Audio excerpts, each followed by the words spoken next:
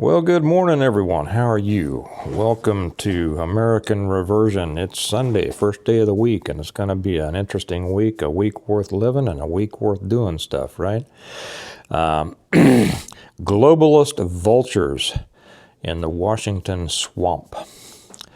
That's one of the things that Trump said in his speech in North Carolina yesterday. Have you all watched that? If you haven't, I've put it up over on the Patreon channel. The link is down below. Those of you who are with us on Patreon, first off, that's great.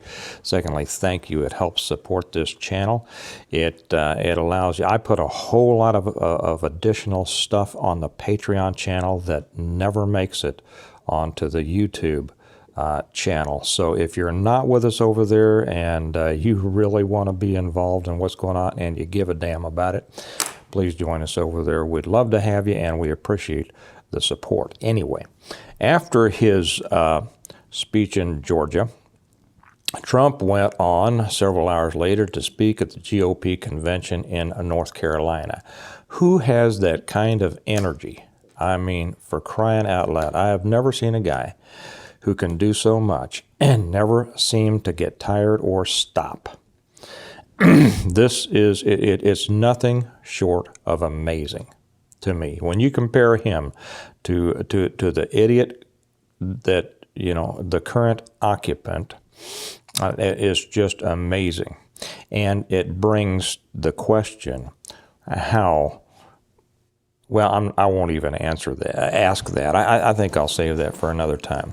But in his speech there, he says, I'm reading here from a Breitbart article that got a pre-release of his speech. So one of it says, "We are going to fight the globalist vultures in the Washington swamp just as we did before, and we are going to win."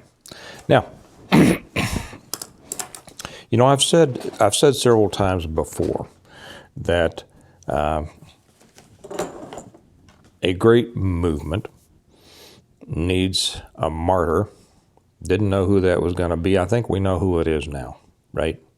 And it needs a fighter and a leader. And many people have asked over the past, when will someone stand up and lead? Here is the person who has stood up and will lead, and has fought, and has been attacked unbelievably, who has brought to the light of the public eye the deep corruption of our government, the swamp, if we want to call that, the deep state. Doesn't matter what it is. There are those embedded bureaucrats that have been there forever, and they have called the tune politically behind the scenes, and most people never really realized that. I had a statement on here. It was one I think I did yesterday, to where somebody says, "No, Steve, you're wrong." I think he was meaning that when I said things have always been corrupt. No, Steve, you're wrong. And I won't be able to quote them exactly, but it was something like, "This all started with Biden and all." Anyway, his point was it started recently. Let me assure you. Let me change your mind on. Well, let me tell you something that I hope will change your mind, and anyway, it will reveal some truth to you. Things have always been crooked. Things have always been corrupt. They have always been this corrupt.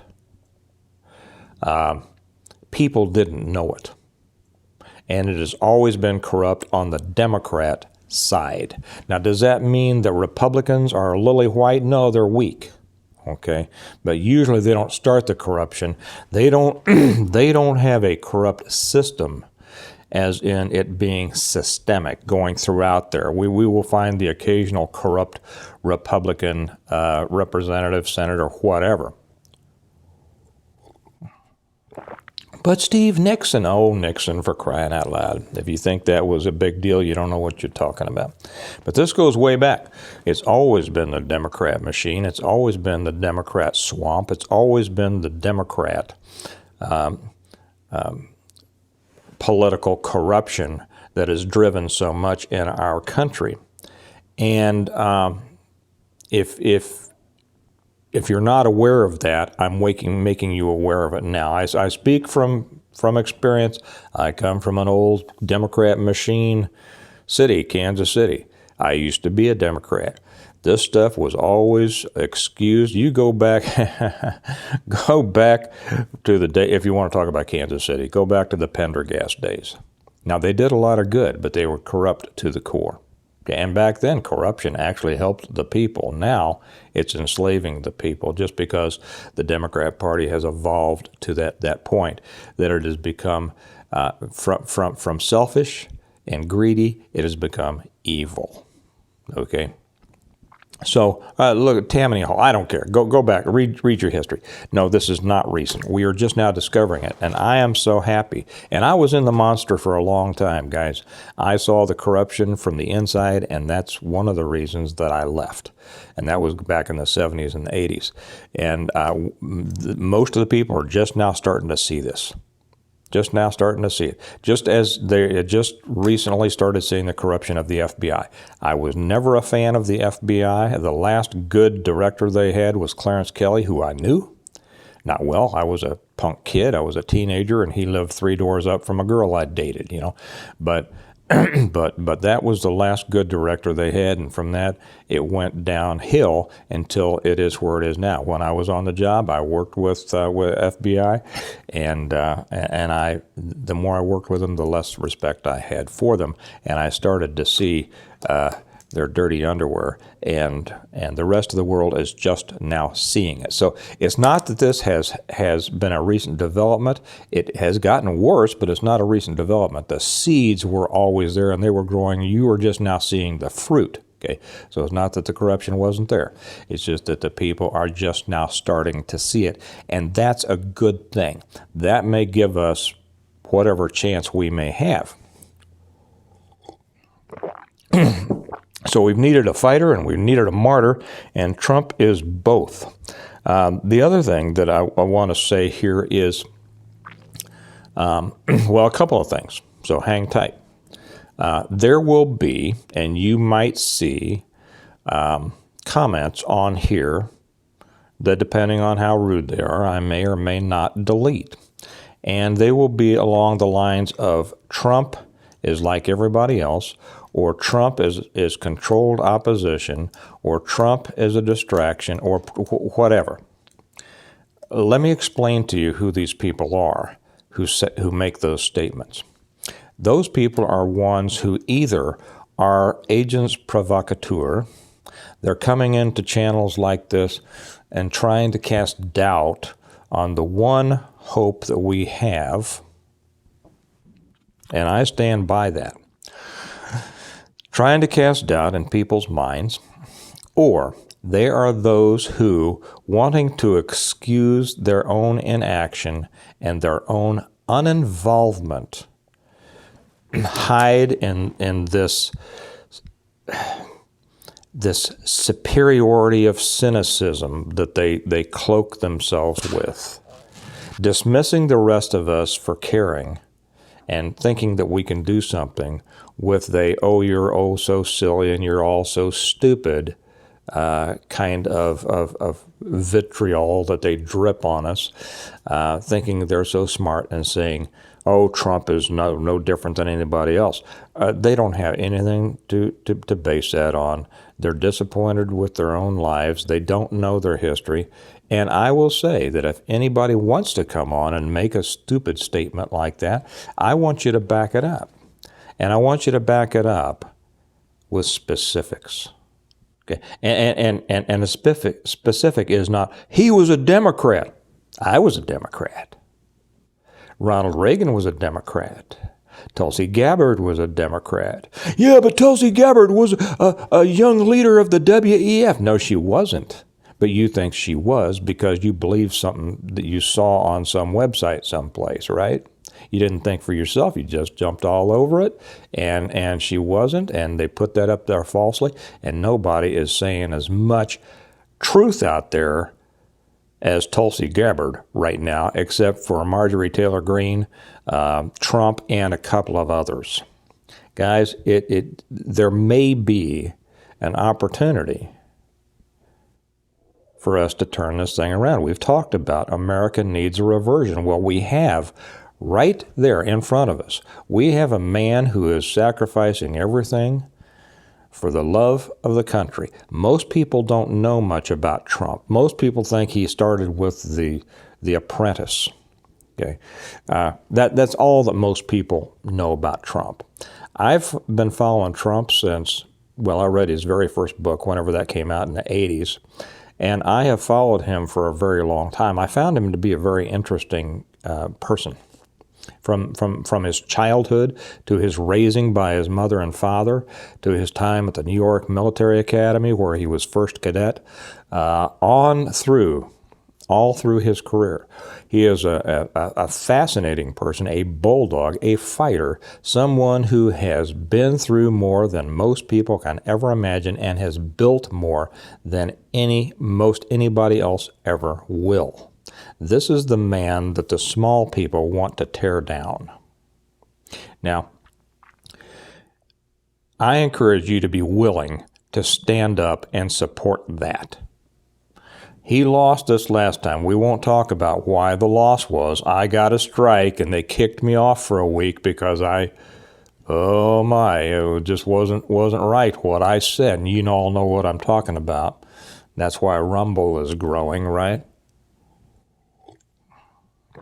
YouTube's still big, but they're shooting themselves in the ass little by little, and we'll see what happens down the road. But most of us remain on YouTube because this is where the biggest audience is, and we want that.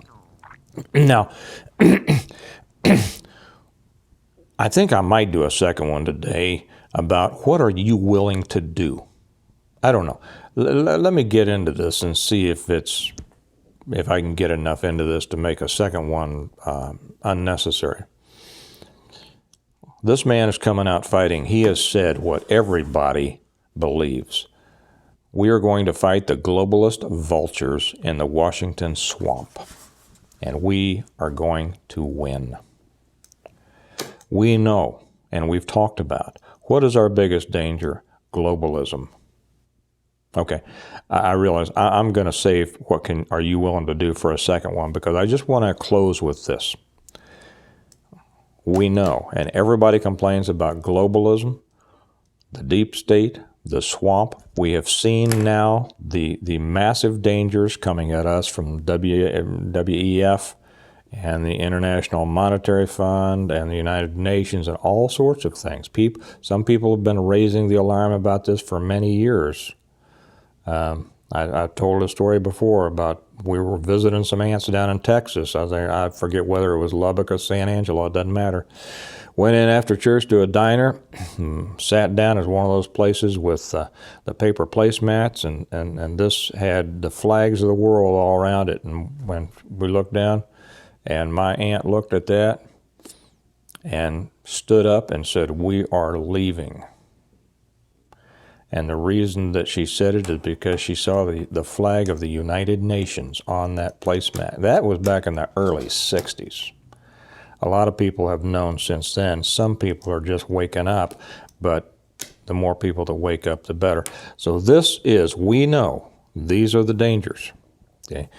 Everybody has complained about the globalists, the internationalists. This is the main threat to our country, but it's aided and abetted by the most despicable people there can possibly be, and that is those in our country, in our government, or our citizens who aid and abet the downfall of our country by supporting globalism, and as Trump said it, the globalist vultures in the Washington swamp. We know that we have many people in the government and in the military. Yeah, and in the military, who support globalism and the downfall, or the subjugation anyway, of the United States, to be subservient to the globalist agenda. You know that's true. Here's a man who's trying to fight it. Support him. Start being a little bit louder. I'm going to cut off here, and because I'm going to make a second one about what you can do, what you should do, and ask you, what are you willing to do? Okay, leave it there. Remember that I put Trump's speeches over on the Patreon channel. The link is down below. Go watch them. I'm gonna be putting a lot of stuff up there to kind of keep you in tune. If you don't watch the news, I know a lot of people here can't stand to watch the news. I'm gonna select those things that I think would be good for you to see and that you might want to see. It's gonna keep you up to date with what's going on, and it's gonna help you. It's going to arm you in the fight that you need to be in on a daily basis for this country.